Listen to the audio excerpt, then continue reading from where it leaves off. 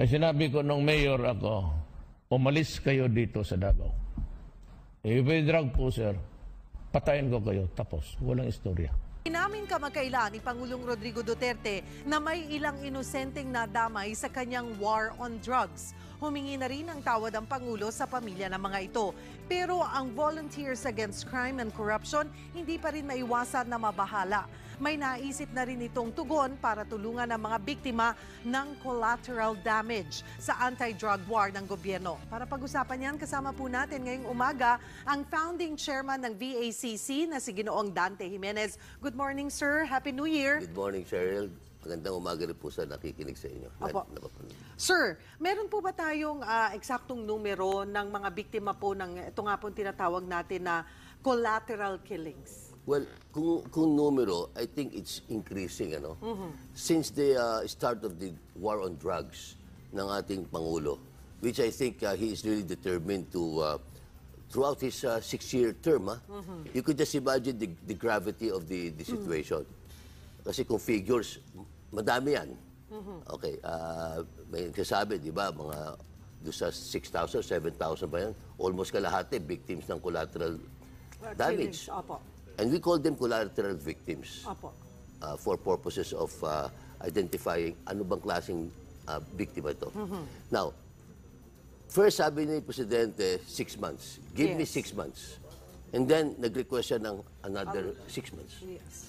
But you see, because of the enormous discovery of drugs, drug laboratories, imagine in our place in Bicol, Catanduanes, a very sleeping province of Catanduanes, may na-discover dong isang shabu laboratory that could produce 200 to 500 kilos a day with 6 hydrogenerators. Anong ibig sabihin ng hydrogenerators? Yung mabilisan ang ang production. And 24 billion pesos a month of production. Recently, in San Juan, a place of the former President Estrada, 6 billion, 6 baboy, 6 billion pesos worth of shabu processed already for distribution. Kaya nga, that's why, I think, lahat nag-imbal, lahat nagulat, even ako, personally, because I've been in this advocacy for 26 years. My brother was killed by a drug syndicate. Remember, Cheryl? Yes. Magkakasama pa tayo noon. Napagkamalan lang dahil sa informant daw siya, sa party line. You see, hindi ko rin akalain kami sa VACC na ganito pala kagrabe ang droga natin. This was tolerated, I tell you, by the previous administration and even the past, even beyond. Yes. Kaya, when you talk of figures, tingnan mo na lang yung dadating ng 6 years. Sabi ni Presidente, ano sabi niya? I will eliminate drugs until the last day of my presidency. And that is 5.5 years from now. So, imagine mo ilan ang mamamatay dyan na because of collateral damages and victims at the same time. Naroon na po tayo at suportado niyo po ang laban ng Pangulo sa illegal drugs. Pero yun po ang nasisilip ninyo dito sa masasabi po ba natin, nakukonsideran nyo po bang mali? Ito po ay mali o ito yung balik? Dahil naalala ko po sa isang interview ni Pangulo, ang sinasabi niya, sa kahit na anong laban o sa kahit na ano, pag nagsabi ka na you'll have a war on like on certain something like the drugs, talagang magkakaroon ng collateral. At isa nga po ito ay yung mga madaming biktima, sabi niyo po. Ito po ba ay sapat na eksplanasyon mula sa Pangulo? Well, that's why na hindi maiiwasan. Start itong nag-umpisa tayo in 2017. Yes. Start ng kanyang ng another 6 months niya. Alam niyo, we have already drafted a position paper, a paper that will send as urgent to the President. Anyway, na-entertain naman yung mga communications ko. Number one, for the President, under naman niya ang mga law enforcers at saka prosecution to create special task forces. Okay, anong ibig sabihin dito? On mga collateral victims. Special task forces and special yung prosecution. Alright. Kasi yun ang proseso sa criminal justice system. And then give them a specific period to resolve. Kasi pinakamahirap yung sa investigation Hindi mo masabi hanggang kailan yan pero bigyan mo sila ng target. Of course, we will also prepare a letter to the Supreme Court requesting them to designate special courts for purposes of what? Fast tracking on the hearings. Kasi, alam mo, Cheryl, sa mga victims ng mga collateral damage, lalo na kunyari, imagine mo you're a mother or a father, meron kang anak na rape, minor age, tapos pinatay pa at sinunog pa because ng drug addict. Anong mararamdaman mo doon? Imagine, tapos pupunta ka sa VACC, merong sasabihin sa'yo ng mga coordinators ko, mga ano po yan, 5 to 6 years or 7 years. And then, magkano po ang halaga? Mga 500,000 to 1 million. Depende pa sa yung culprit, kung sino gumawa ng krimen. Yes. Or yung mga powerful. Okay. So, imagine that. Saan ka pupunta? Kukuha na lang ng ng mga riding in tandem.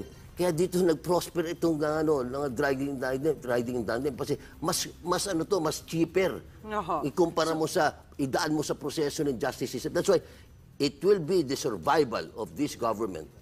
Okay? I'm saying these 3 branches of government, including the Congress of the Philippines, if they will not do something drastic. This special task force, sino po ang isinusulong nyo na bubuo nito? Kasi kung gobyerno din po, paano ho kaya ito mag-move, kung gobyerno din ang mangunguna dito? Well, we will leave that to the discretion of the President. And we will leave that also to the discretion of the Chief Justice. Doon sa mag-designate ng special courts. Total, nagawa na naman yung mga yan eh. Yun lang kasi because of these collateral damages and the resulting to victims, ito nakakatakot. So, yung average sa kasi ng resolution, ang tagal-tagal. Bulok ang ating criminal justice system.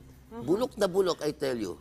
Sa tingin nyo po ay pakikinggan po kayo dito ng Pangulo, especially nga kung sinabi niya na bahagi yan ng war on drugs, yung magkakaroon talaga ng collateral.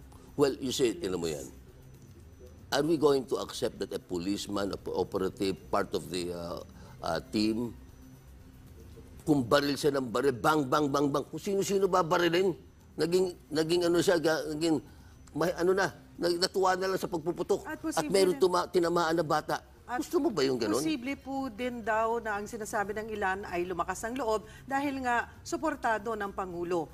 Well, sabi ko nga, suportado ng Presidente pag regular operations mo at saka yung tama ang proseso.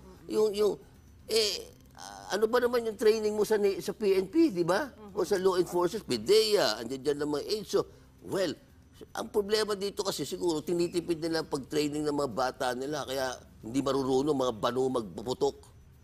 Sir, gusto po ni Senator Ping Lacson na bayaran ang pamilya ng mga napatay dito pong drug war. Ano ho ang take nyo on that? Well, you see, meron na kasi kaming experience sa DOJ. May mga board of claims dyan na pwede nang bigyan sila talaga ng compensation. 15,000 ata ito binibigay ng DOJ. Siguro kung gusto nilang ng Kongreso dagdagan, much better. Lalo na sa paglilibing. Namumblema ngayon sa Caloocan, North Caloocan, pinuntahan namin, Cheryl. Imagine that they have to beg the local government officials there.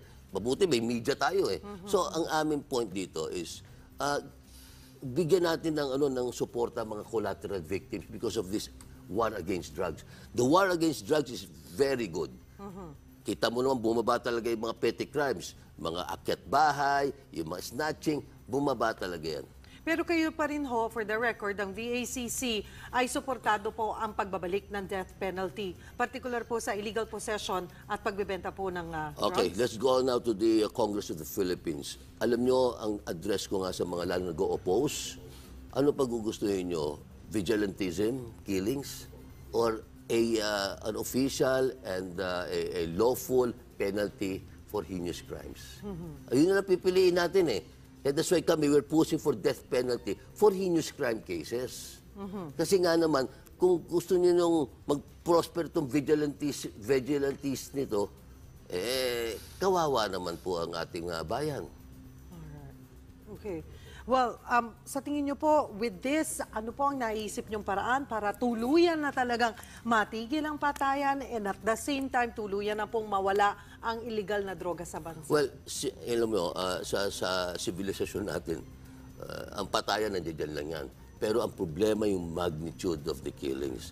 Imaginein mo to, kung hanggang 5.5 years pa, ganito po ang nangyayari. At yung biktima, yung mga collateral victims, ay hindi mabibigyan ng justice na hinihingi nila.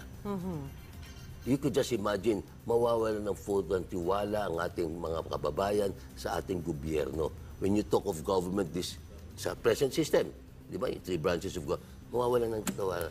They will just go out, magyayari dito, bawian na lang to, magyayari dito, talagang rido na lang to, para lang tayo dito, kanya-kanya na lang.